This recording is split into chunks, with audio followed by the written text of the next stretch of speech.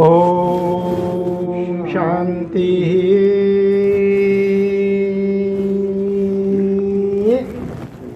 शांति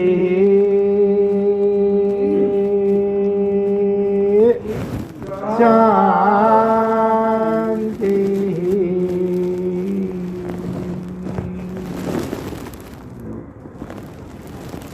तीनों लोक के सभी जीवों का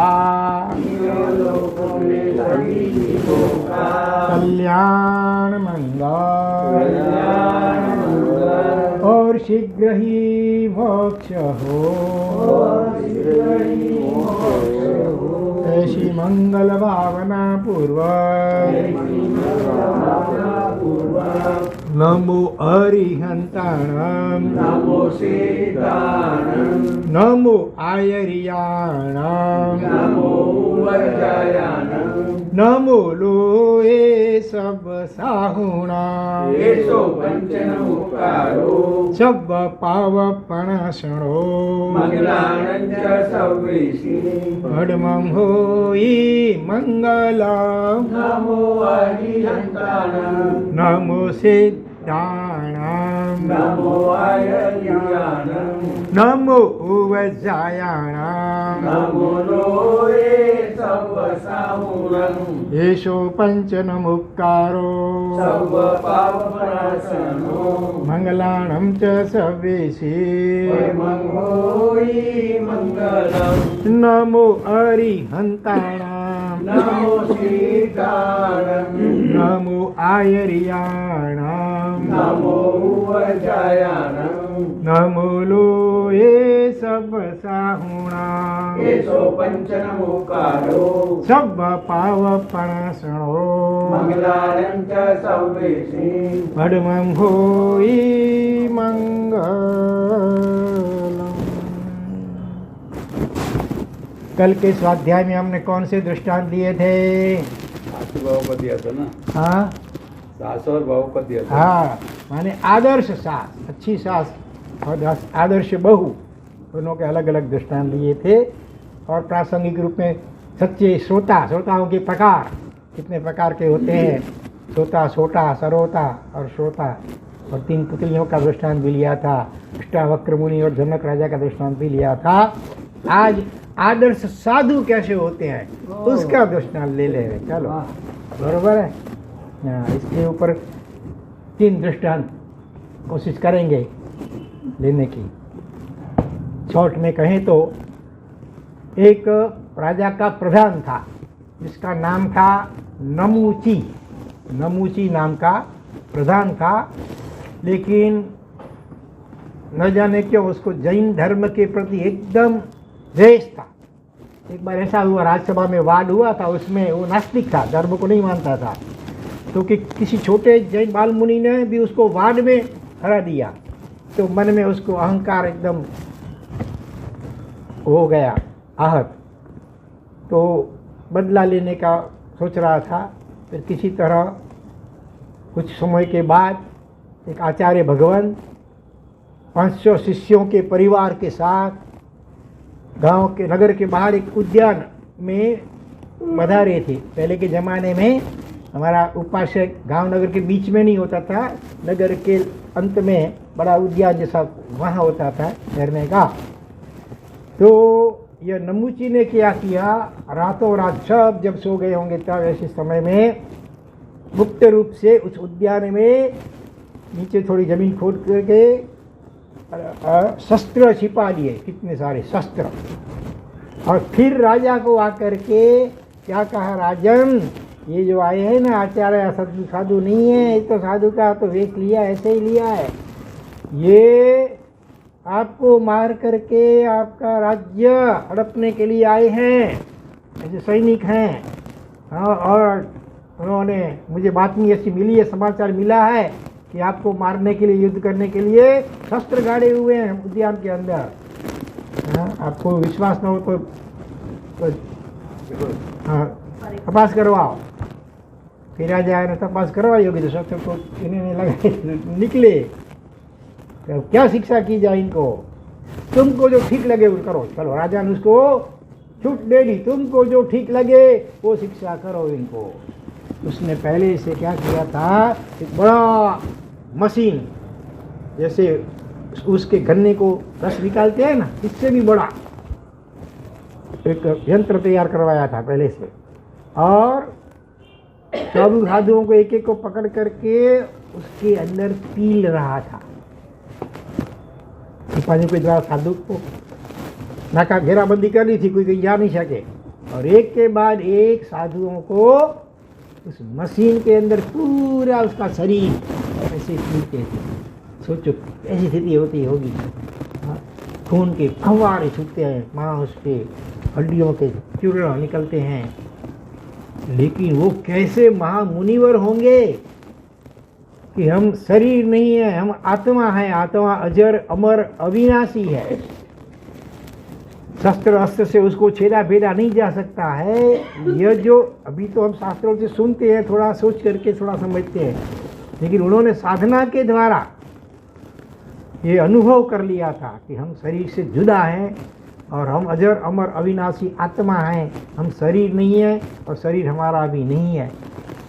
तो उस भाव में इतने वो स्थिर हो गए, और साथ में जो आचार्य थे तो गुरु, हाँ, तो एक एक को साधु को उपदेश देते जाते हैं, सावधान रहना, सावधान रहना, समय आया जरा भी मन में गुस्सा क्रोध नहीं करना, एकदम समता में रहना, तुम शरीर नहीं हो, तुम आत्मा हो। ऐसे उनको उपदेश दे से एक एक को लेकर के एकदम उन सबको पूर्ण समता। हमारी ये तो अशक्य है, ये इससे लाख गुना कम कुछ तकलीफ हो तो भी हम सहन नहीं कर पाते हैं। जरा सा चोट लग जा, ठीक निकल जाती है कि पूरे का पूरा शरीर जब उसके गन्ने की माफिक जब शंकर से पिलाता होगा, ऐसी कल्पना नहीं कर सकते हैं। ऐसी स्थिति में भी जिसने अपने आत्मा को अनुभव कर लिया है, पहचान लिया, अनुभव साधना के द्वारा, जप और ध्यान के द्वारा, भक्ति के द्वारा, तो ऐसी स्थिति में भी शांत रह सकते हैं। और एक एक साधु उसका शरीर गानी में पिलता फिराता गया और कर्म भी साथ में उसके खत्म होते गए, केवल ज्ञान और तुरंत मोक्ष होता गया। ऐसे 499 साधु, 500 थे ना, और एक आचार्य अलग 501, तो 499 साधुओं को एक के बाद एक के बाद, अब अपन ऋषि को देखते हैं ऐसी स्थिति तो अपन को भय लगता है कितना, लेकिन वो महामुनिवर कैसे होंगे उसकी अपनी कल्पना आनी मुश्किल है, ऐसी दशा उनकी थी। तो शरीर गानी में पिलता गया और ऐसे खुद आत्मा के ध्यान में लीन होते गए, कर्मों का क्षय और केवल ज्ञान और मोक्ष होता गया। लास्ट में एक छोटे बाल मुनि बचे थे, तो उनको आचार्य को भी, छोटा कोई भी बच्चा होता है उसके ऊपर अपने सबको प्यार होता है, तो उन्होंने वो जो प्रधान था, नमुची नास्तिक प्रधान, उसको विंदन थी कि भाई ऐसा करो, पहले तो हमको पी लो, इसको बाद में, इसको पीना हम देख नहीं पाएंगे, तो हमको पहले पी लो। तो कहा नहीं, तो इसी को मैं पी लूँगा, आपको दुख हो जाए तो इसी को मैं पी लूँगा। और उसने बाल मुनि को पहले पीला। उस वक्त भी आचार्य ने धैर्य रख करके ऐसा उपदेश दिया कि वो छोटे बाल मुनि भी एकदम शांत रहते हुए उनको भी केवल ज्ञान और मोक्ष हो गया। लेकिन इतने समय तक जो आचार्य भगवंत ने समता रखी थी, शांत रहे थे, गुस्सा नहीं किया था कर्म का विचार वगैरह करके, लेकिन जब ये बाल मुनि को भी इतनी सी विनती भी नहीं स्वीकारी और बाल मुनि को भी पील डाला, तब उनसे रहा नहीं गया और उन्होंने संकल्प कर लिया, नियाना जिसको बोलते हैं, कि इसी को, उनको पूरे नगर के राजा के ऊपर भी द्वेष हो गया कि राजा भी ऐसे प्रधानों को रखता है, ऐसे इसको छूट देता है वगैरह वगैरह। तो पूरे नगर को, नगरवासी भी कोई ख्याल नहीं रखते हैं, पूरे राजा के प्रति, नगरवासियों लोगों के प्रति और इसके प्रति भी, नमुसी सबके प्रति एकदम मन में क्रोध का भाव आ गया। और उन्होंने संकल्प कर लिया कि मेरा जो भी तप वगैरह साधना है उससे मैं इसको पूरे नगर को, अभी इस जन्म में भले नहीं सकती ऐसी लब्धि नहीं है, तो अगले जन्म में भस्मीभूत कर डालूँ। और फिर ऐसा हुआ, वो देव बने, वो मोक्ष में नहीं जा सके। ऐसे तो आचार्य थे, तपस्या वगैरह बहुत साधना की थी, तो संयम के प्रभाव से देव बने और फिर मौका पा करके पूरे नगर को उन्होंने, हाँ, तो जब वो पहले राजा थे, उनका नाम खंदक सूरी, खंदक मुनि अलग, जिनका शरीर का चमड़ी उतारी थी ना, वो खंदक मुनि, और ये खंदक सूरी माने आचार्य थे। तो भगवान 20वें तीर्थंकर मुनीश्वर साईं भगवान के समय की बात है, भगवान उस समय विद्यमान थे। तो और ये खंदक मुनि पहले सूरी राजा थे और वैराग्य हुआ, दीक्षा अंगीकार की थी, और उन्होंने राजा या राजकुमार जो भी थे, तो भगवान को विनती, भगवान मेरी भावना है, जिस नगर से मैं जन्मा था उसका ऋण है मेरे ऊपर, मेरे परिवार का भी, तो मैं वहाँ जा कर के जरा उनको उपदेश दो, उसको प्रतिबोध करके आऊँ। तो भगवान मौन रहे, हाँ भले जाओ, खुशी खुशी सम्मति नहीं बताई, और मौन भी थोड़ा गंभीर निषेध सूचक जैसा था। तो फिर उन्होंने पूछा, भगवान अगर मैं वहाँ जाऊँ तो मैं आराधक बनूंगा कि विराधक बनूंगा? आराधना कर सकूंगा, आत्मा की कुछ की नुकसान, मुझे फायदा होगा आत्मा को, मेरी आत्मा को क्या नुकसान होगा? भगवान ने कहा, तुम्हारे जो शिष्य हैं वो सभी आराधक बनेंगे, लेकिन आप विराधक बनोगे। इसीलिए भगवान मौन रहते, हानि सम्मति नहीं देती। उन्होंने सोचा ठीक है, चलो इतने तो आराधक बनेंगे 500, और फिर आए, और ऐसा हुआ। तो किसी भी संजोगों में अगर हम क्रोध करते हैं तो फिर तो कर्म, आचार्य थे, कितना धर्म किया होगा, कितने लोगों को धर्म कमाया होगा, उपदेश दिया होगा, तपस्या साधना बहुत की होगी, तब तो इतने मुनियों को भी उपदेश देकर के समता में स्थित कर सके, फिर भी खुद चुक गए, तो फिर मोक्ष उनका रुक गया। देव बन करके अभी पूरे शहर को जला लिया, तो उसके भी पाप कर्म कितने बंद गए होंगे, तो उसके तो कितने भव हो जाते होंगे। इसलिए ज्ञानी कहते हैं किसी भी संयोग में क्रोध करेंगे तो जलाए। आग चाहे चंदन की लकड़ी से उत्पन्न हुई हो, लेकिन आग तो जल जाने वाली है। वैसे चंदन तो शीतल होता है, लेकिन उसको जला करके अग्नि प्रकट करेंगे ज़्यादा, वो अग्नि जलाएगी।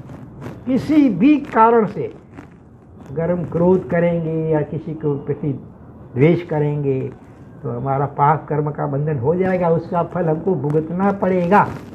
कर्म को किसी की शर्म नहीं है कि ये भाई राजा था, कि ये साधु है, कि आचार्य है। भगवान के आत्म तीर्थंकरों के आत्मा को भी कर्मों ने छोड़ा नहीं है, तो फिर हम तो कौन मात्र है। इसीलिए हमें बार बार संकल्प करना है, भगवान से प्रार्थना करिए, भगवान हमको ऐसी सद्बुद्धि और शक्ति दो, कैसे भी किसी संयोग हो मैं शांत रह सकूं, खुद भी शांत रहो, सामने वाले को भी शांत कर सकूं, ऐसी मुझे शक्ति दो। ऐसी प्रार्थना हर रोज करनी चाहिए। साथ में कुछ ऐसा संकल्प या नियम करना चाहिए कि अगर वाणी से कि कभी क्रोध आ गया तो उसके प्रायश्चित के रूप में मैं क्या करूँगा। जैसे कितने दृष्टांत याद आ रहे हैं अलग अलग। तो दूसरे दिन मैं उपवास करूँगा, अथवा आंबी लुखा खाऊंगा, तो एक टाइम भोजन करूंगा, अथवा मौन रखूंगा। जैसे गुस्से में बोल लिया किसी के प्रति, तो अभी 4-6 घंटा का मौन ले लूँगा, अब एक अक्षर भी नहीं बोलूँगा किसी के सामने, अथवा 2-4 घंटा खाना पीना का त्याग कर दूँगा, अथवा जिसके ऊपर क्रोध हो गया है ना उसको 50-100 रुपया दे दूँगा, थोड़ा दिमाग शांत होगा तब भले। हाँ, उसी दिन शाम को, रात को या दूसरे दिन तो उसको। हाँ, ऐसा हुआ। आचार्य भगवान, जिनकी हमने कल परसों बात की ना, कितने सारे 450 से ज़्यादा किताबें लिखी है, रत्न सुंदर सूरी आचार्य भगवान। उनकी प्रेरणा से उनके एक भक्त युवान ने ऐसी प्रतिज्ञा ली गुस्सा नहीं करने का, और अगर हो जाएगा तो सामने वाले को जिसके ऊपर गुस्सा किया उसको 100 रुपया दूंगा। जैसे हम नियम कोई भी संकल्प करते हैं ना, कुदरत हमारी परीक्षा भी करती है। ऐसा हुआ, किसी को धोबी को कपड़े धोने के लिए और इस्त्री करने के लिए लिया था, तो इस्त्री करते करते ध्यान नहीं रहा और कपड़ा थोड़ा जल गया। तो देने आया तो गुस्सा आ गया, क्यों खा लिया? तो फिर याद आया, अरे बाप रे सिग्नल ही है, गुस्सा नहीं करने का। तो फिर उसको 100 रुपये देने लग गए। उसको आश्चर्य हुआ, अभी डांट रहे थे तो अभी मुझे 100 रुपये की बख्शीश दे रहे, क्या बात है? तो उसने पूछा कि क्या बात है? तो कहा कि मेरी ऐसी प्रतिज्ञा मैंने ली है अभी महाराज साहब की प्रेरणा से, जिसको ऊपर गुस्सा करूँगा उसको 100 रुपया दूंगा। तुम्हारे ऊपर गुस्सा हो गया तो ओहो, तब तो फिर हमको तो मन में सोच लगा, मत सोचने लगा, अब मैं ऐसे कर्म करता रहूँगा। फिर कहीं जाना है तो रिक्शा में बैठे, तो रिक्शा वाले कहीं क्या करते हैं, ऐसे पास में ही कोई होता है जहाँ जाना है वो, ऐसे घुमा के ले जाते हैं, तो उसके तो पड़ता है, पैसा मिलता है। ऐसा उसने किया रिक्शा वाले ने, इनको ख्याल में आ गया, उनके ऊपर जरा गुस्सा आ गया, फिर आदत थी ना गुस्सा करने की, तो आदत से मजबूर गुस्सा आ गया। तुरंत फिर याद आया, अरे मैंने क्या नियम लिया, गुस्सा नहीं करना है। उसको भी 100 रुपया दिया, वो भी नवाई आश्चर्य पड़ गया। पूछा क्या क्या बात है, मेरी ऐसी बड़ी प्रतिज्ञा थी मेरे गुस्सा नहीं करने के लिए, गुस्सा आ गया इसके प्रायश्चित के रूप में। बस ये ऐसे 2 बार या 3 बार हुआ, फिर तो एकदम सावधान हो गए, तो धीरे धीरे बिल्कुल क्रोध शांत हो गया हमेशा के लिए। तो ऐसा कुछ प्रयोग करना चाहिए। और इसी के ऊपर चलो, अभी 3 मुनि का तो एक ही दृष्टांत ये ले लिया, बाकी वो आगे करेंगे। बीच में एक दूसरा दृष्टांत ले लेते हैं, कौन सा लेंगे मालूम है? बोलो, अभी टॉपिक चल रहा है गुस्सा नहीं करने का, जो ख्याल में आ गया। हाँ, राजस्थान में तखतगढ़ नाम का छोटा शहर है, हम वहाँ गए भी हुए हैं। पालीताना में धर्मशाला भी है, तखतगढ़ धर्मशाला। तो आज से करीब 100 साल पहले की सत्य घटना है, 100 साल पहले की। उस ज़माने में इतना वाहन व्यवहार नहीं था, और कहीं जाना हो तो बैलगाड़ी से जाते हैं या किसी घोड़ा गाड़ी से जाते हैं। तो राजस्थान तखतगढ़ से एक जैन सेठ परिवार वो बैलगाड़ी में बैठ करके कितने दिनों में वहाँ पहुँचते हैं पालीताना। करीब जो महीना दिन लगा होगा, जो भी लगा होंगे सो। जिंदगी में पहली बार पालीताना शत्रुंजय, आप तो नहीं गए हैं ना? नागेश जाके आया, आप गए? मैं भी। हाँ, लेकिन नीचे आप दोनों गए, लेकिन आप नीचे गए, ऊपर नहीं गए थे। ऊपर नहीं, अभी ऊपर जाना, कभी जाना हो तो यात्रा पहली बार थी। बहुत खुशी हुई, भगवान की सेवा पूजा भक्ति सब करके फिर नीचे लौट रहे हैं। दोपहर का समय हो गया था। उस वक्त एक महाराज साहब ऊपर चढ़ रहे थे, ये नीचे उतर रहे थे, वो ऊपर जा रहे थे। तो महाराज साहब को कोई भी मिलते हैं साधु संतों, नमस्कार करते हैं, मथेण वंदना भी बोलना चाहिए। मथेण वंदना भी महाराज साहब सुख सात्मा है, सब पूछना चाहिए। तो महाराज साहब का धर्मला हम देव गुरु पशाए सुख सात्मा। तो महाराज साहब का भी एक ऐसा नियम जैसा था, संकल्प था कि हर रोज कम से कम एक कोई व्यक्ति को भी थोड़ा सा भी धर्म में जोड़ने का, थोड़ा छोटा सा भी कोई धर्म का नियम उसको समझा करके देने का। तो जब शिष्टाचार से नमस्कार किया तो महाराज साहब को लगा कि ये आदमी जरा अच्छा लगता है, इसको थोड़ी प्रेरणा करेंगे तो काम हो जाएगा। तो महाराज साहब ने उनको पूछा, क्या अरे शेख क्या बात है, इतने खुश मिजाज के आनंद में दिखते हैं? अरे महाराज साहब खुशी क्यों ना, जिंदगी में पहली बार ऐसे महान तीर्थ की यात्रा की, कितने भगवान का दर्शन किया, पूजा किया, भक्ति किया, आदिनाथ दादा वहाँ पर। अच्छा, बहुत अच्छी बात है, लेकिन जरा बताओगे कि महाराज भगवान को आपने क्या अर्पण किया? तो उसने जो फल रखा होगा, नैवेद्य रखा होगा, लड्डू पेड़ा फल सेब। महाराज साहब ने कहा ये तो बाहर की बात चीज़ें हैं, भीतर का क्या रखा भगवान के चरणों में? भीतर का तो क्या, भीतर में तो क्या है, आंत है, जठर है, हृदय है, क्या रखने का, क्या रखने का भीतर का? आप बोलो। अरे सबका भीतर का कुछ रखना चाहिए अपना, वो तो बाहर से फल लाए थे रखे भीतर का। हाँ, हृदय मान रखने का अपने में। देखो हम सभी कर्म के अधीन है, सन्मस्त हैं, तो कई छोटे कम या ज़्यादा दोष सभी में है अवगुण। जब तक हम वितराग नहीं हुए तब तक तो दोष है। तो आपके जीवन में जो भी दोष ज़्यादा परेशान करता हो, क्रोध है, अहंकार है, ईर्ष्या है, लोभ है, काम है, उसको अगर भगवान के चरणों में हमेशा के लिए नैवेद्य के रूप में चढ़ा दो तो ही आपकी यात्रा सफल हो सकती है, नहीं तो नहीं। दूसरा एक दृष्टांत, कुछ ऐसे यात्रालु जा रहे थे ऋषिकेश, हरिद्वार, गंगा नदी की ओर। तो किसी ने उनको एक दूधी जो होती है दूधी लेकिन कड़वी सो थी वो दिया, तो इसको जरा गंगा में स्नान करवाना। और भी ऋषिकेश हरिद्वार जहाँ जहाँ जाओ वहाँ जो नदी हो, कुंड हो, सरोवर हो, उसमें स्नान करवा ताकि ये पवित्र हो जाए। ठीक, तो ऐसे करके वापिस जब आए ना, फिर कहो इसकी सब्जी बनाया, सब मिल करके खाएं। सब्जी बनाया, सब्जी कैसी अभी मीठी हो गई होगी। तुम भी जो सी दूधी कड़वी थी, तो पानी में स्नान करवाने, गंगा स्नान करने से उसका स्वभाव भी चेंज नहीं होता है। तो इसके ऊपर से उपदेश दिया गया कि अगर स्वभाव में परिवर्तन नहीं आए तो कितने भी तीर्थों की यात्रा, लाख यात्रा करो, दुनिया भर के तीर्थों की, हमारे दोष कम नहीं हुए, क्रोध अहंकार ईर्ष्या वगैरह, तो फिर वो यात्रा सफल नहीं होती है। तो मेरी आपको ये मेरी राय है कि आप कोई भी अपना एक दोष जो आपको ज़्यादा परेशान करता हो वो दादा के चरणों में अर्पण करें। महाराज साहब आपकी बात तो ठीक लगती है मुझे, है ना, बहुत मेरे में अवगुण है, लेकिन सबसे ज़्यादा कौन सा है? क्रोध। मुझे क्रोध बहुत आ जाता है, मैं भी परेशान हो गया हूँ। कई बार संकल्प भी मैंने किया है कभी क्रोध नहीं करना, लेकिन थोड़ा सा कुछ निमित्त मिलता है, फिर मैं संकल्प टूट जाता है मेरा, मैं भूल जाता हूँ, आपे से बाहर हो जाता हूँ, गुस्सा कर बैठता हूँ। क्या करूँ, हमारा समझ नहीं आता। हमारा समझ, देखो अभी तक तुमने अपनी बलबूते पे कोशिश की क्रोध को जीतने की, अभी तुम भगवान पे भरोसा रखो, भगवान को प्रार्थना करो और फिर संकल्प करो, और भूल हो जाए तो प्रायश्चित के रूप में जो तुमको जो योग्य लगे वो नक्की कर लो।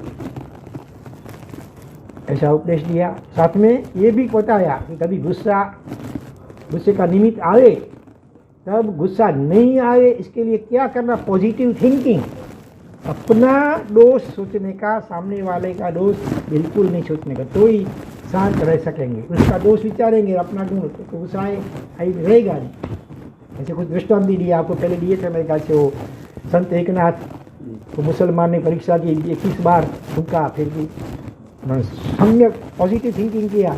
ऐसा मैं कितना आलसी, एक बार स्नान करता हूँ, उसने आगे मुझे इतनी बार स्नान करने का मौका दिया, गुस्सा नहीं आया। तो फिर वो सेठ वापिस आधा उतर के आए थे, वापिस ऊपर गए दादा के पास, तो गदगद होकर के आंख में आंसू के साथ प्रार्थना की, भगवान जिनकी उम्र हो गई, हाँ पहली बार आया हूँ, फिर तो कभी आना होगा, संभावना कम दिखती है, तो कृपा करके मेरे बहुत अनंत अवगुण है, दोष है, लेकिन सबसे ज़्यादा मुझे क्रोध बहुत परेशान करता है। भगवान कृपा करके ये आप हमेशा के लिए स्वीकार लीजिए।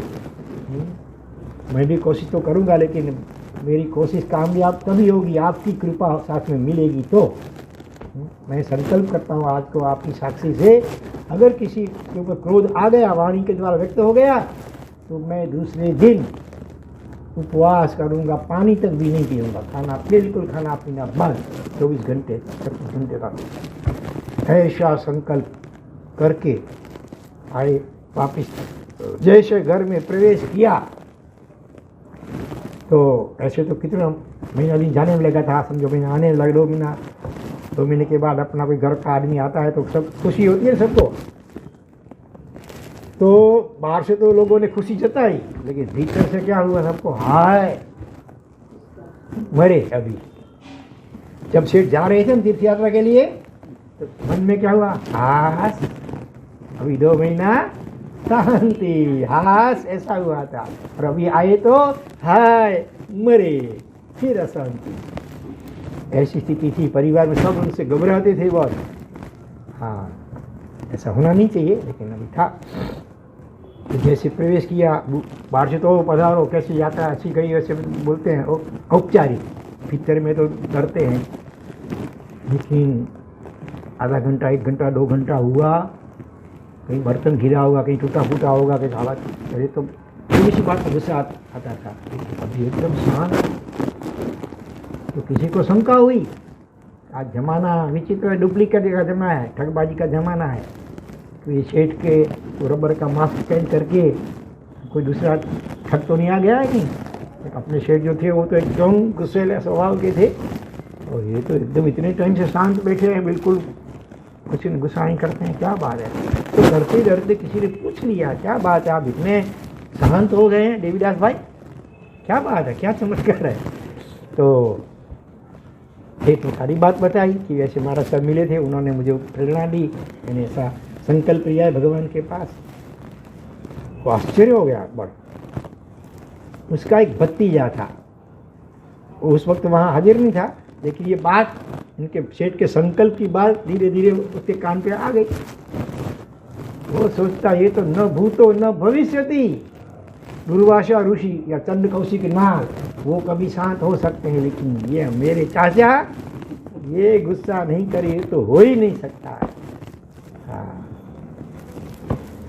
तो माने अग्नि भी कभी शांत हो सकता है, सूरज भी कभी ठंडा हो सकता है, लेकिन वे मेरे चाचा का स्वभाव वो शांत ठंडा रहे इसमें तो शक्य ही नहीं है। चलो मैं इनकी परीक्षा लूँ।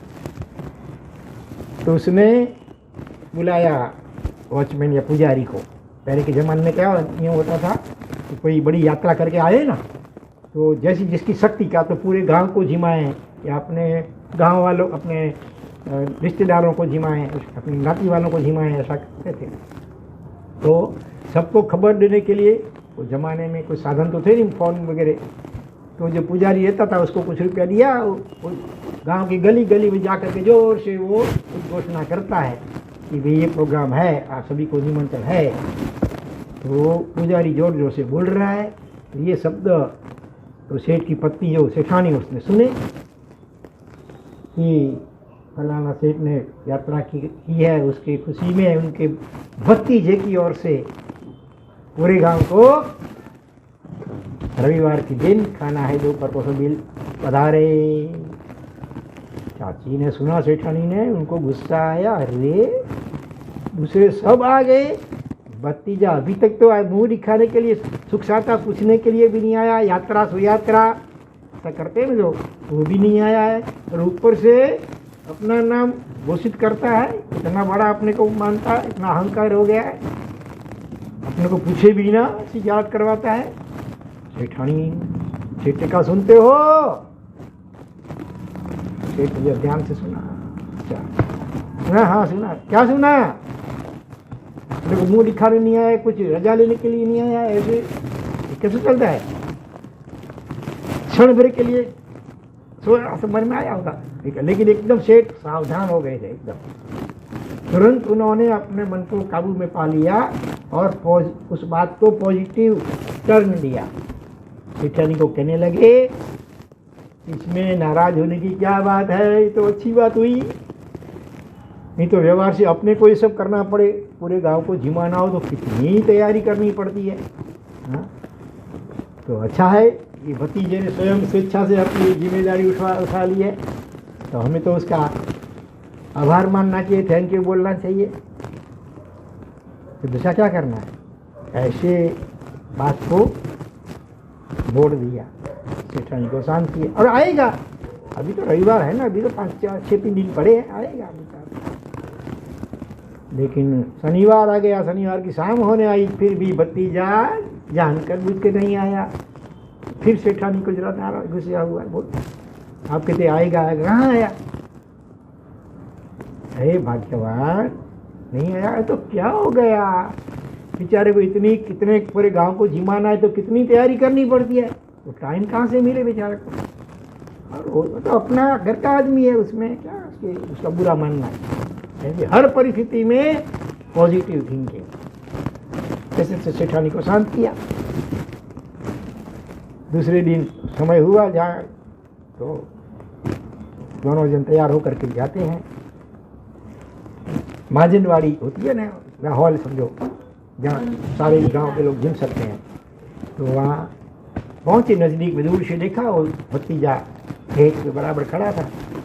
जो लोग आते थे सबको वेलकम, स्वागतम, सुस्वागतम, भले पधारा। जैसे देखा कि आ रहे हैं चाचा चाची, जानबूझ करके उसने मुंह फेर लिया और किसी सामान्य नौकर चाकर के साथ बातचीत में जानबूझ करके लग गया। चाची तो बड़ी और नजर से देख रही थी, उसने देखा है, उसने मुंह मोड़ लिया है। तो सेठ को कहा देखो देखो देखो, चलो वापिस चलो, अपने को नहीं चलना है, नहीं जाना है। सबसे बात करता है, अपने को देख करके इसने मुंह मोड़ लिया, इसके मन में क्या कुछ पाप लगता है, अपने को नहीं जाना है, चलो वापिस।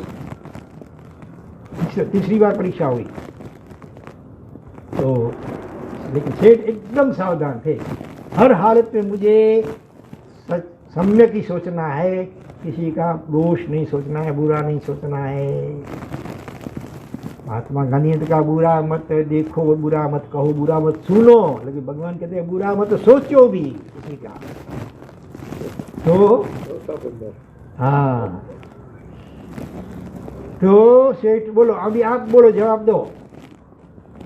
इसी स्थिति में अगर हम हैं सेठ की जगह पे, दो तीन बार लेट गो किया, पहले तो यात्रा सुयात्रा पूछने के लिए भी नहीं आया, अपनी अनुमति लेने के लिए भी नहीं आया कि भाई मेरी ये भावना है, आपकी आज्ञा हो, तो मैं वो भी कुछ करने किया नहीं, और ऊपर से मुंह मोड़ रहा है जानबूझ करके।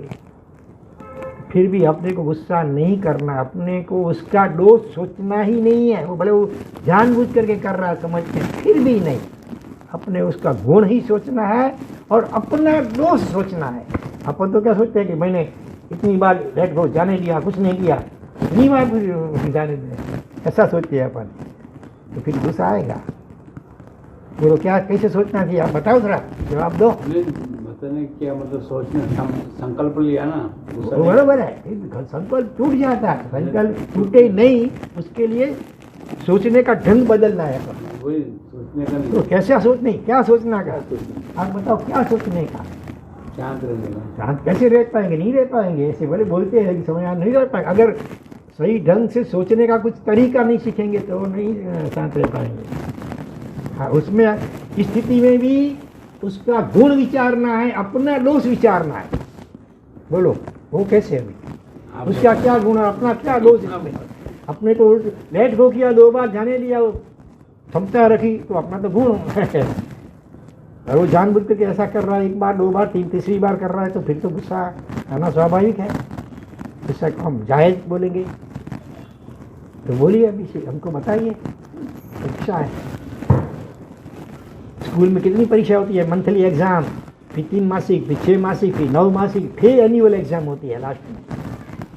ये एक के बाद एक एग्जाम चल रही है अभी। सेठानी तो एकदम गुस्से में आ गए, लेकिन सेठ कहते हैं सेठानी को, अरे भाग्यवान, प्रेम से भाग्यवान बोलते हैं, क्यों नाराज होती हो।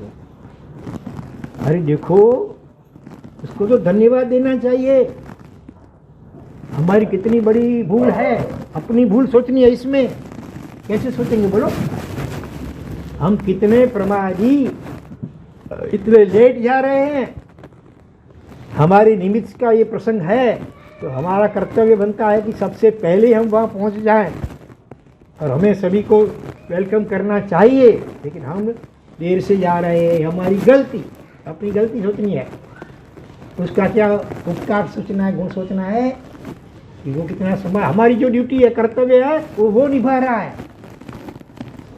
और आने वाले कितने, और वो बेचारा अकेला सबको मुंह ले रहा है, इसमें उसकी कुछ गलती है, हमें नहीं सोचना है, उसको तो थैंक यू बोलना है, आभार मानना है। कहाँ से गुस्सा है, ठीक है, बोलो, ऐसा सोचेंगे तो गुस्सा नहीं आएगा, बल्कि प्यार आएगा, हमारा कर्तव्य वो निभा रहा है। हम कितने, गुस्सा आएगा तो अपने ऊपर आएगा, हम कितने प्रमादी आलसी ले जा रहे हैं। ज्ञानी भगवान कहते गुस्सा करो, किसके ऊपर करो, अपने ऊपर करो। तो गुस्से के ऊपर गुस्सा कर, क्रोध के ऊपर क्रोध कर, क्रोध को बोलो तूने मुझे बहुत परेशान किया, इतने अज्ञान अवस्था में तूने मुझे बहुत जन्मों में परेशान किया और नरक वगैरह में तुमने भटकाया, अभी मैं समझ गया हूँ तू मेरा मित्र नहीं है, दुश्मन है 1 नंबर का, अभी मैं तुझे सफल होने नहीं दूंगा, कुछ भी हो जाए मैं शांत रहूँगा। ऐसे क्रोध को चैलेंज दो, क्रोध को, अपने ऊपर भी गुस्सा करके भी सिर नहीं पटकना है खंबे में, ये बाल नहीं खींचने हैं अपने, ऐसे नहीं, क्रोध, अपने क्रोध के ऊपर क्रोध करो, उसको चैलेंज दो कि देखो मैं तुम्हें सफल होने नहीं दूंगा। भीतर में आएगा कभी भाव परिणाम, लेकिन उसको भीतर से गेट आउट रवाना कर देंगे, वाणी से व्यक्त नहीं होने देंगे, हाथ से भी व्यक्त नहीं होने देंगे। तो जैसे तैसे करके सेठानी थोड़ा शांत हुए। तो पहले के ज़माने में आर्य सन्यारी पत्नियाँ होती थी, धर्म पत्नी, वो पति से ऊपर कभी नहीं आती, कभी को आवे या गुस्सा, आखिर वो पति को मान लेते थे। पति ने कहा वो परमेश्वर, तो चलते हैं, चलते चलते चलते बिल्कुल नजदीक में आ गए तो भी वो जैसे देखता ही नहीं है, जानबूझ कर किसी से बात कर रहा है। सेठानी को तो ऐसा होता है मन में थोड़ा, लेकिन सेठ अभी देखो आगे मंथली एग्जाम हो गई, 3 मासिक हो गई, 6 मासिक, अभी 9 मासिक परीक्षा। भीतर में भतीजे ने पहले से सबको कह दिया था कि चाचा चाची आएंगे, किसी को मुंह नहीं देना है, उनके साथ बात नहीं करनी है, अपने अपने आपस में बात करने जाना, हम उनकी परीक्षा लेनी है। उन्होंने संकल्प लिया है क्रोध नहीं करने का, क्रोध नहीं करने का, हमको अपने को परीक्षा लेनी है। इसलिए मेहरबानी करके आप उनके साथ बात मत कीजिएगा, आप दूसरे अपने आपस में बात करने लग जाइए, जैसे वो आए उनके सामने देखना ही नहीं, ऐसा अनदेखा करना है। हाँ, भीतर गए ऐसा आता हूँ, सेठानी तो ऊंचा नीचा हो रहे हैं, लेकिन अभी सेठ के आगे तो समझ लिया कि चलने वाला नहीं है। और तो सेठ शांत रहते हैं। अब दूसरी बात, जब भोजन के लिए सब बैठ गए हैं तो जो वीआईपी व्यक्ति होते हैं मेन, उसके लिए तो जरा गद्दी तकिया होना चाहिए कि नहीं, मेहमान जो होते हैं उसके लिए खास बैठक होती है। लेकिन सेठ सेठानी के लिए कोई अलग व्यवस्था नहीं रखी थी। तो सेठानी तो मन में ऊंचे नीचे हो रहे हैं, लेकिन सेठ ने कहा नहीं चुप कुछ। हाँ, उन्होंने क्या बोला कि कोई ऊंच नीच नहीं है, हम सब समान हैं, साधर्मिक सभी समान, अपने को ऊंचा मान के अहंकार नहीं करना है, चलो सबके साथ बैठ जाओ। बैठ गए, 9 मासिक परीक्षा में भी पास हो गए। भतीजा ऐसे तिरछी आंख से सब मार्क कर रहा है कि सेठ के मुंह के चेहरे के ऊपर कुछ बदलाहट आई नहीं आई गुस्से की, देखा नहीं। अभी सोच लिया एनुअल एग्जाम तो कठोर में कठोर लूंगा, फेल करके ही रहूंगा, मैं सेठ को गुस्सा दिला के ही रहूंगा। तो क्या हुआ कि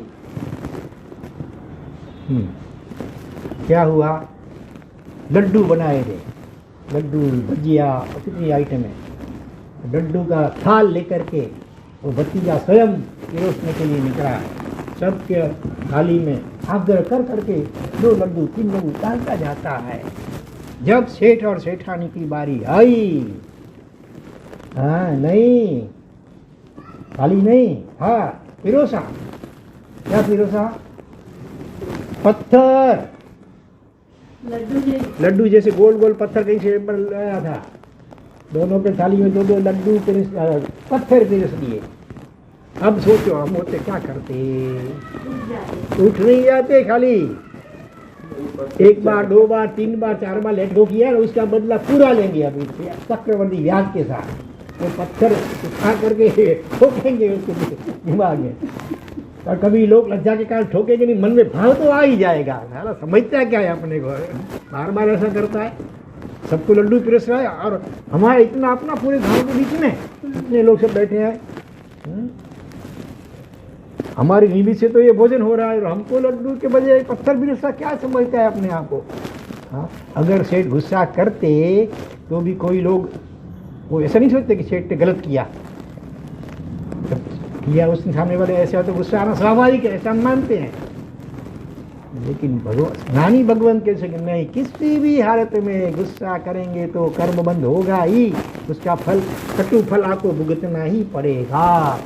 हमारा स्वभाव है शांत रहना, हर हालत में पॉजिटिव थिंकिंग करना। सेठानी को तो इतना गुस्सा आया, कहते नख सिख, अंगूठे का नख और शिखा मने चोटी, पूरा शरीर जैसे गुस्से में ऐसे गल रहा है, कांप रहा है। सेठ बैठे तो उसको ऐसे उनसे कहा किया, तो नाक ऐसी नहीं है तो चूड़ियाँ पहन के रखी है, तो इतना इतना कर रहा है, आप शांत बैठे नपुंसक की तरह। ऐसे उनको गुस्सा दिलाने के लिए वो भी कोशिश करती है। चुप, धीरे से उसको बोल लिया। अब सोच, आप बताओ पहले ऐसी परीक्षा में कैसे पास होंगे, पॉजिटिव थिंकिंग कैसे कर पाएंगे, जरा सोच के तो बताओ। आपको ये 3-4 प्रसंग तो बता दिया इनका, अभी लास्ट प्रसंग है। ऐसी स्थिति में भी उसका उपकार अथवा गुण सोचना है पॉजिटिव, और अपना अवगुण अथवा खामी कमी अथवा दोष सोचना है। बताइए, चलो आप में से कोई भी बताओ। नहीं सुना है दर्शन पहली बार सुन रहे हैं? बोलो, कोई भी बोलो आप में से। तो हमारे महाराज सबको याद है अभी जवाब देने के लिए। ऐसी स्थिति में भी हमें शांत रहना है, और शांत तभी रह पाएंगे कि जब अपना कुछ दोष इसमें अपना देख सकेंगे और भतीजे का कुछ उपकार अथवा गुण सोच सकेंगे इसमें भी। पत्थर पुरुष आए तो भी। बोलो, सत्य घटना 100 साल पहले की। सेठ ने कहा सेठानी को, भाग्यवान देखो हम कैसे हैं, हाँ हम सबके साथ खाना बैठ गए। अरे हमको तो क्या करना चाहिए, सबको पिरोस करके बाद में खाना चाहिए। हमारे निमित्त से सभी आए हैं तो हमारा कर्तव्य सबकी भक्ति करनी चाहिए, अपने को प्रश्न चाहिए। इसके बजाय अपन सबके साथ बैठ गए खाने के लिए, केवा खाऊ धरा। हाँ, ये अपना दोष, उसका गुण क्या अभी सोचना है। तो भतीजा कितना समझदार है, अपनी इतनी सारी पर्वत जैसी भूल गंभीर चाहता अगर ना तो जोर से झगड़ा करता, उठो उठो क्या सबके साथ बैठ के चलो सबके साथ फिर सो, ऐसे बोल सकता था जोर से, लेकिन नहीं बोला। इशारे से हमारी गंभीर भूल को केवल ख्याल करा लिया, कुछ बोले बिना चुपचाप इशारे से। इतना समझदार, मतलब ही हर हालत में अगर हम चाहें तो पॉजिटिव थिंकिंग कर सकते हैं। अलबत्त थोड़ा कठिन है क्योंकि अनादि काल से हमारा स्वभाव ऐसा है नेगेटिव थिंकिंग ही करने का। किसी से गलती भी कुछ हो गया तो अब सोच लेते कि नहीं इसने जानबूझ कर ऐसा किया है। यहाँ तो जानबूझ कर क्या कर रहा है तो भी हमको उसकी गलती तो सोचनी ही नहीं है, उसका उपकार उसकी अच्छा ही सोचनी है हर हालत में। कठिन है लेकिन अशक्य नहीं है। Practice makes a man perfect. अगर हम रोज कभी गुस्सा आ गया, कोई निमित्त बना का गुस्सा आ गया, लेकिन 4-6 घंटे के बाद अथवा दूसरे 1-2 दिन के बाद जब हमारा दिमाग थोड़ा शांत हो जाए, उसी घटना के ऊपर चिंतन करना चाहिए। उस वक्त तो मैं गुस्से में बोल गया, लेकिन अगर मैं उस वक्त क्या सोचता तो मैं शांत रह पाता। उस वक्त कैसे मैं अपना दोष या कमी विचारता, सामने वाले का गुण या उपकार विचारता, ऐसे बाद में वो घटना हो जाए, उसके 1-2 दिन के बाद दिमाग शांत हो तब सोचने का। और फिर दोबारा अगर कोई ऐसी घटना घटे तो उस वक्त फिर वो पॉजिटिव थिंकिंग करते हुए शांत रहने का ऐसे अभ्यास करना है। बरोबर है? तो हाँ, भतीजा दूर से देख रहा था। हाँ, दोनों खड़े हो गए, सेठ सेठानी और उसने की शुरुआत कर रही। भतीजा दूर से देख रहा था ऐसे, सीधा और रखा बरकर इधर दौड़ता हुआ आया, साष्टांग दंडवत चाचा चाची के चरणों में लेट गया, दोनों आंखों से जोर जोर से रो रहा है, माफी मांग रहा है, क्षमा करो, हाँ चाचा चाची मुझे क्षमा करो, जोर जोर से रोते हुए। अरे बेटा, सेठ तो उसको प्रेम से प्यार से भेंट पड़े उठाया उसको। अरे बेटा क्यों रोते हो, क्या माफी, इसलिए माफी मांग रहे हो, क्या क्या हुआ? अरे मैंने आपका इतना किया, सब इतना आयोजन किया, आपकी अनुमति भी नहीं ली, आपको सुख साथ पूछने के लिए नहीं आया, आपका स्वागत भी नहीं किया, आपको बैठने के लिए कोई व्यवस्था भी नहीं की, और ऊपर से पत्थर की ओर से। अरे बेटा तूने तो ये बहुत अच्छा किया। बोलो, पत्थर पिरोसा है फिर भी बोल रहे हैं कि बहुत अच्छा किया। क्या अच्छा किया?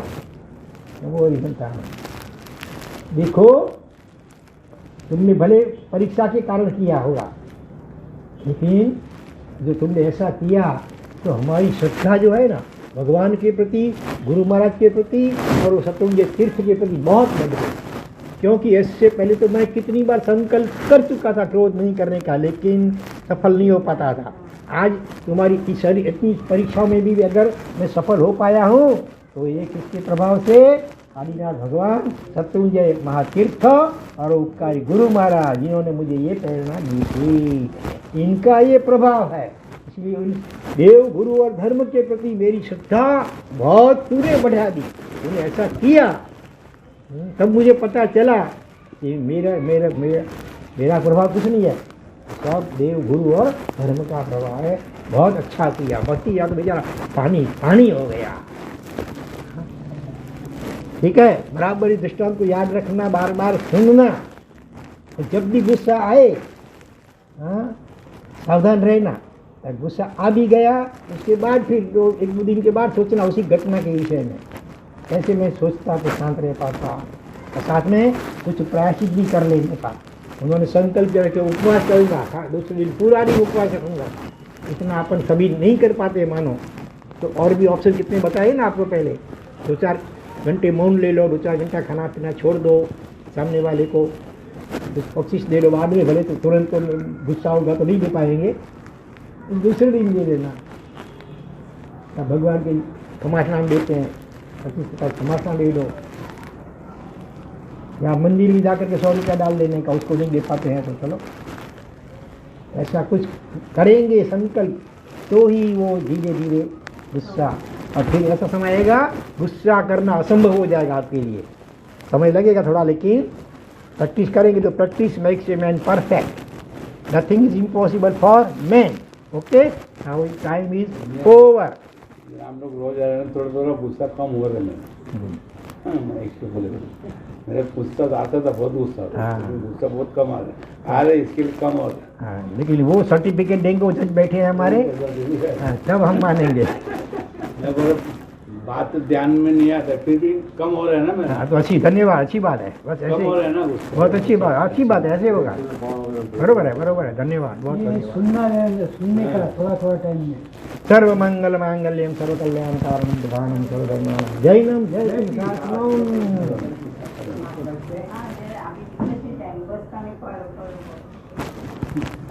रिक्शा से जाएंगे तो थोड़ी देर और चालू रखते, बोलते तो जरा रुको थोड़ा। ठीक है, रिक्शे से जाएंगे, बस इधर से रिक्शा है, उधर से कितना ले अभी कितना लेते हैं मालूम नहीं है, देखना पड़ेगा।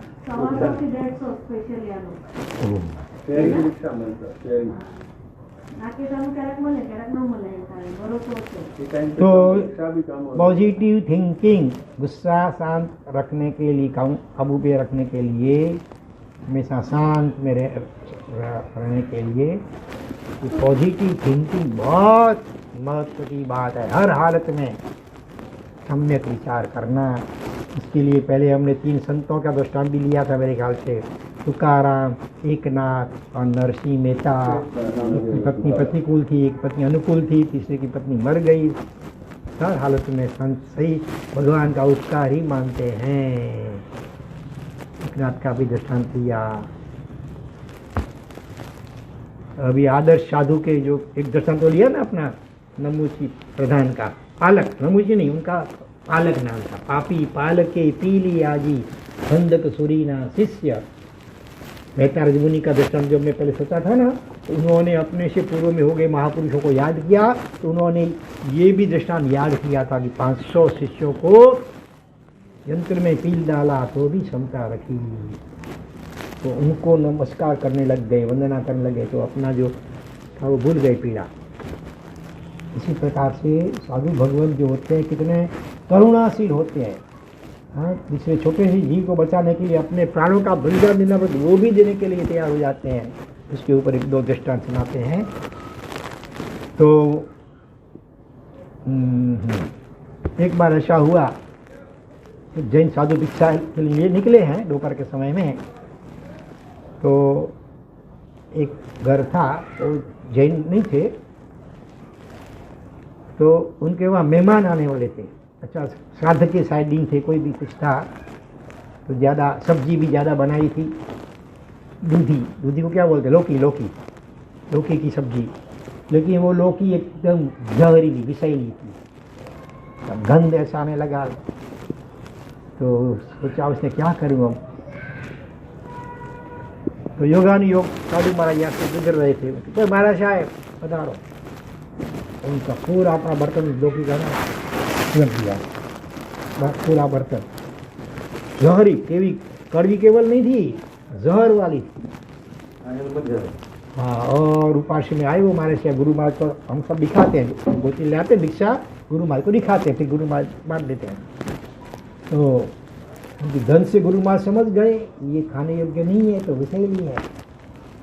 तो बोल लिया कि ये खाना मत कोई, इसको जाओ जंगल में जाओ या दूर गाँव के बाहर थोड़ा धूल ऐसा करके थोड़ा गड्ढा करके उसमें डाल करके ऊपर धूल रख देगी। तो एक मुनिराज जिनका नाम था धर्म रुचि, धर्म रत्न नहीं, धर्म रुचि मुनि, अणगार माने मुनि। तो गुरु की आज्ञा से जहरीला साग हड्डी लेकर के गए गाँव के पूरे दूर जंगल जैसा था। संजोग की बात ही एक आध दिन नीचे गिरी वो, नहीं तो क्या करते हैं उसमें पहले राख मिला देते हैं, कोई ऐसी चीज फिर डालते हैं। लेकिन एक बूंद गिरी तो आसपास से कहीं चीटी या कोई जीव जंतु आने लगे, मरने लग गए। आप रे इतने एक बूंद से इतना सब मर रहे हैं जीव, तो फिर तो इतना डालेंगे तो क्या होगा? वो नहीं, सहन नहीं हुआ। बेहतर है कि बाहर कहीं नहीं डालूं, मैं अपने पेट में इसको डालूं।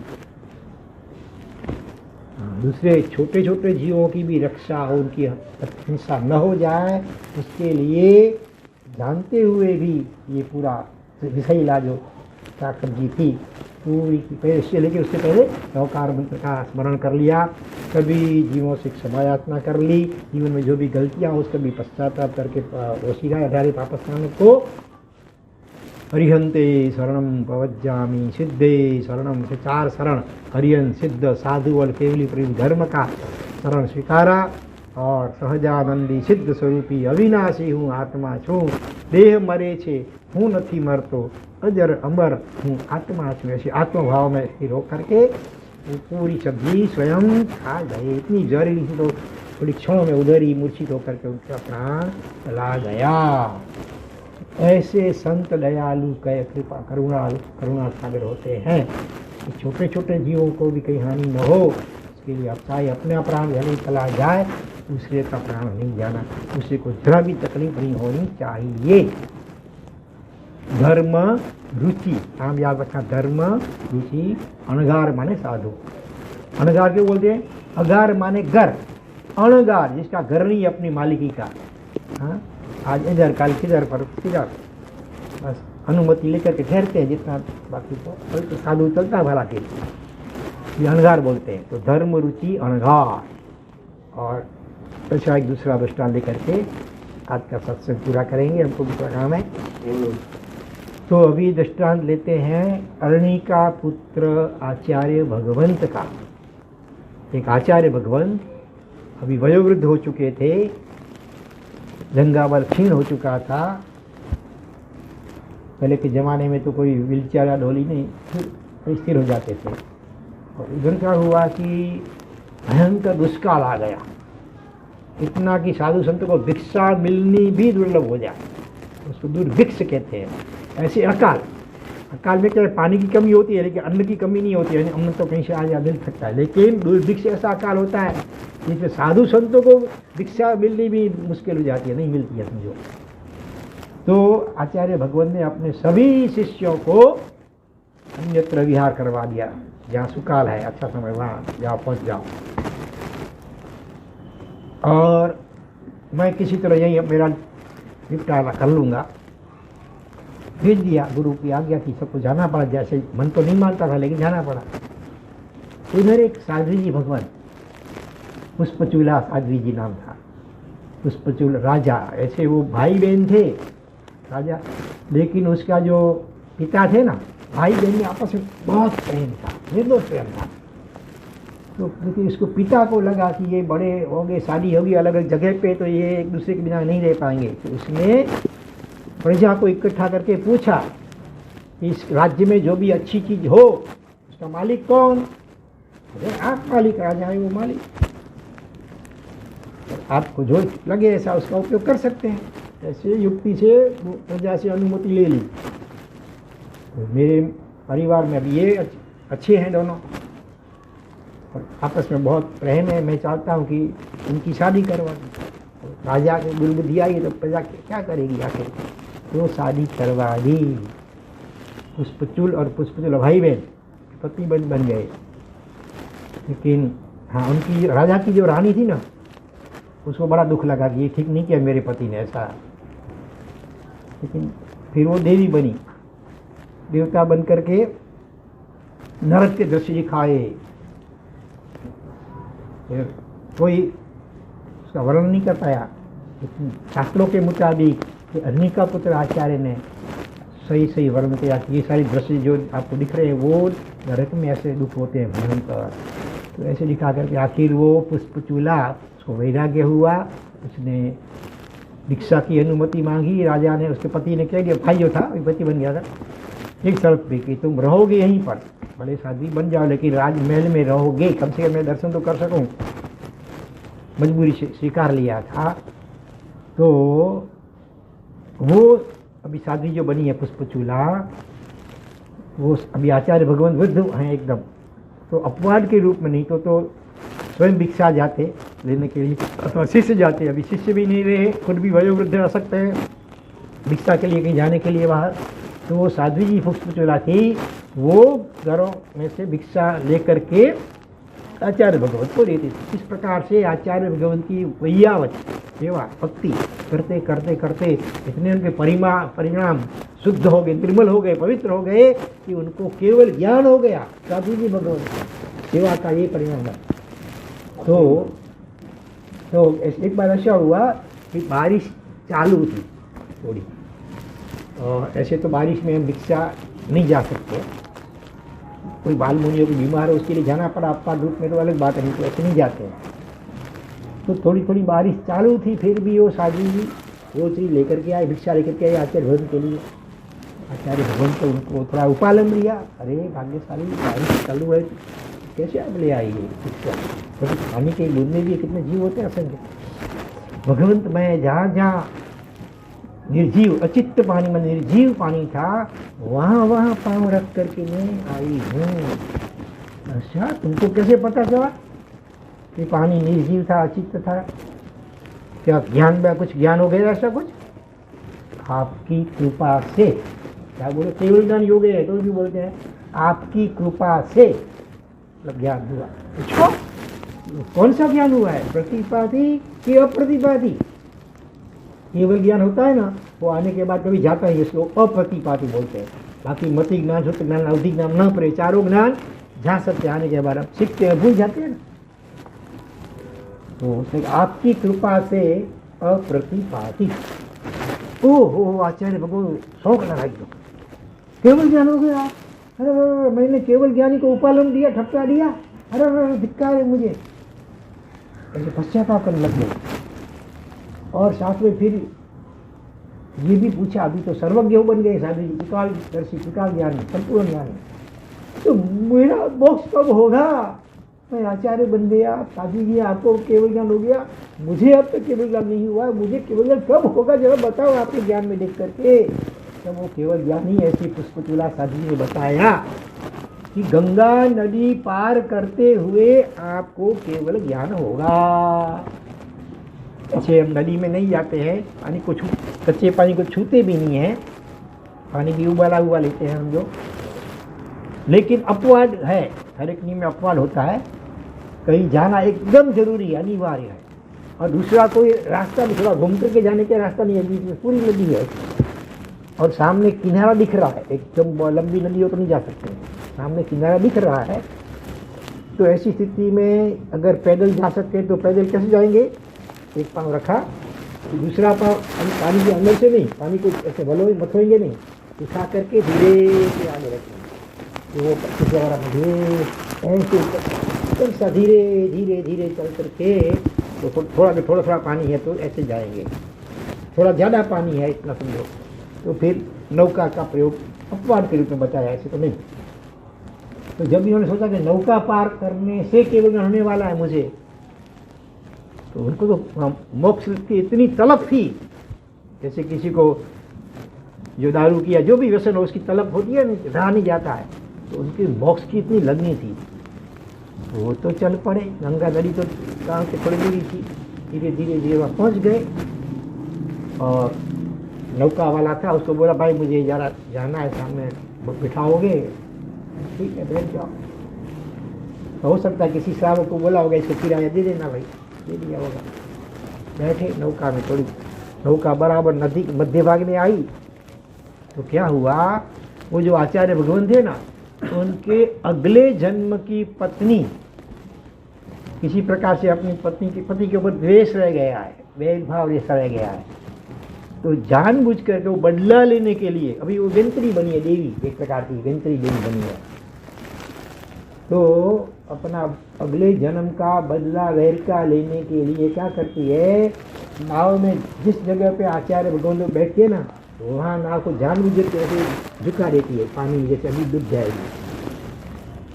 फिर वहाँ से उठ करके आचार्य भगवान यहाँ आते हैं, तो अब यहाँ किसी जगह झुका देती है वो देवी। सब वो बैठने वाले कोई जन तो पास नहीं थे, सब अलग अलग थे नाते के। उनको लोग अरे ये साधु कोई पापी लगता है, खुद डूबेगा, अपने सबको डुबा के मारेगा कहीं। तो चलो 2-4 लोगों ने मिल करके उठा लिया आचार्य भगवान को, फेंक लिया नदी पानी में। लेकिन जैसे अभी फेंका ऐसे, उस वक्त जो वेंत्री देवी थी, अगले भाव की पत्नी थी, उसने अपना त्रिशूल, धारदार त्रिशूल पेट में ऐसे उठा लिया। आचार्य भगवान ऐसे लटका दिया, त्रिशूल के ऊपर अद्धर, खून की धाराएं बह रही है, मांस निकल रहा है। उस वक्त भी देखो ये आचार्य भगवान की करुणा देखो, अपनी पीड़ा कितनी हो रही होगी वो नहीं सोचते हैं, अभी आपका प्राण निकल जाने वाला वो भी नहीं सोचते हैं। अरे मैं कितना कमनसीब, मरते मरते भी कितने असंख्य जीवों की हिंसा में निमित्त बन रहा हूँ मैं। मेरे शरीर का जो निकल रहा ताज़ा गर्म खून, उसके कारण या पानी के कितने असंख्य जीव वो मर रहे हैं। अरे धिक्कार हो, मुझे इतना पश्चाताप किया कि पश्चाताप की अग्नि में वो घाती कर्म जो थे जल गए, तुरंत केवल ज्ञान हो गया। अभी आयु तो थोड़ी सी बची थी, त्रिशूल पेट में पड़ा है तो आयु समाप्त हुई, सीधा हमेशा के लिए मोक्ष में पधार गए। तो ये देखो ऐसे साधु करुणावंत होते हैं कि अपनी पीड़ा हो रही, अपने प्राण जा रहे हैं, उसकी चिंता नहीं करते हैं, लेकिन हमारे खून के द्वारा पानी के सूक्ष्म जीव वो सब मर रहे हैं, उसका उनको पश्चाताप हो रहा है, मैं इनको बचा नहीं पाता हूँ। कितना कम नसीब कि कितने असंख्य जीवों की हिंसा में निमित्त, तो केवल ज्ञान हो गया। ऐसी बात है। ये सब महापुरुषों के दृष्टांतों को हमें बार बार सुनना सोचना चाहिए अपने जीवन में। इससे तो लाख या करोड़ गुने छोटे छोटे निमित्त आते हैं तो भी सहन नहीं कर पाते हैं, हम गुस्सा कर देते हैं, शांत नहीं रह सकते हैं। तो ऐसे महापुरुषों को रोज याद करके भाव से वंदना करनी चाहिए, उनसे प्रार्थना करनी चाहिए, ऐसी कृपा बरसाओ, हमें भी ऐसी कुछ शक्ति दो कि हम भी अपने जीवन में शांत रह सके, कभी भी किसी भी संजोगों में हम गुस्सा न करें। ऐसी प्रार्थना इस सभी महामुनिवर, भी खंदक महामुनिवर ये थे अर्णिका पुत्र आचार्य, की माता का नाम था अर्णिका, उनके पुत्र थे, इसके ऊपर से नाम उनका अर्णिका पुत्र आचार्य पड़ गया था। अर्णिका पुत्र आचार्य, खंदक मुनि, खंदक सूरी के 500 शिष्य, मेहताज मुनिवर, गज सुकुमाल महामुनिवर। और एक दृष्टांत चलो ले लेंगे, कौन सा लेंगे अभी बोलो?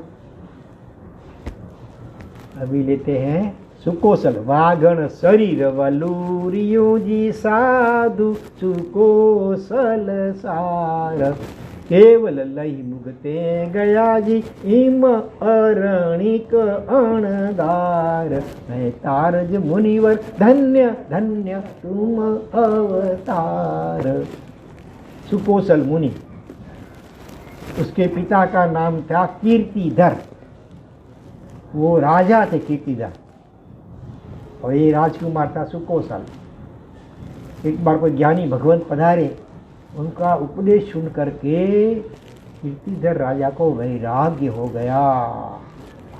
मनुष्य जन्म कितना दुर्लभ है, और इसमें भी ऐसे देवगुरु घरों मिलना कितने अति दुर्लभ है। इसको सफल बनाना हो तो चारित्र संयम ये लेना चाहिए।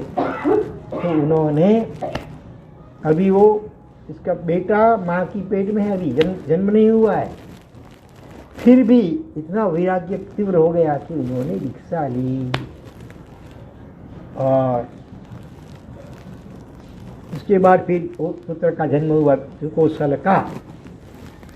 तो रानी को अभी भय लग गया कि कहीं मेरा बेटा भी चला न जाए, मुझे छोड़कर दीक्षा न ले ले, इसलिए रानी थी, सत्ता थी, तो अभी अपने प्रधानों के द्वारा पूरे अपने राज्य या नगर में किसी भी जैन साधु को आने का मना करवा दिया था, प्रवेश नहीं करवा देना। कोई भूल से भी आ गया तो अपमानित करके, धक्का मुक्त करके उसको निकाल देते हैं, ऐसे कर दिया था। तो एक बार संयोगवश मेरे ख्याल से कीर्तिधर मुनि अपना राजा थे, साधु बन गए, अभी आए होंगे, उनको भी रानी ने अपने सिपाहियों के द्वारा धक्का मुक्त करके बाहर निकलवा दिया। इसी तरह सुकोसल को पता चल गया कि ऐसा मेरी माँ ने ऐसा किया, जैन साधुओं के ऊपर द्वेष रखती है, तो उसको बड़ा दुख लगा। तो वो भी घर से भाग गया और आगे चलकर उसने भी दीक्षा ले ली है। लेकिन अभी रानी जो इसी सुकोसल की माँ है, उसको मन में बड़ा द्वेषभाव हो गया और वो आर्त ध्यान में मर करके बाघिन बनी, टाइग्रेस, इंग्लिश में टाइगर और टाइग्रेस बोलते हैं ना, वाघ और बाघिन वो बनी। और जिस जंगल में ये पिता पुत्र मुनि बन गए हैं और ध्यान कर रहे हैं, साधना कर रहे हैं, उसी जंगल में कहीं आसपास में वो बाघिन पहुंच गई और अपने अगले जन्म के पति और बेटे को देखा ध्यान, मुनि अवस्था में ध्यान में, और उसको अपना अगला जन्म याद आ गया, उसको जाति वाला ज्ञान हो गया, बाघिन को भी पूर्व जन्म देखा, और उसको फिर वो क्रोध आ गया, द्वेष आ गया, और उसने पूरा मेरे ख्याल से अपने बेटे का, दोनों का क्या, अपने बेटे का तो खास पूरा शरीर अपने नाखून से, दांतों से नोच के ऐसे खाया, तो चीर फाड़ कर दिया उसको, उसके मांस को पटक के खा रही है, उसके खून को पी रही है। देखो इस संसार का स्वरूप कैसा है।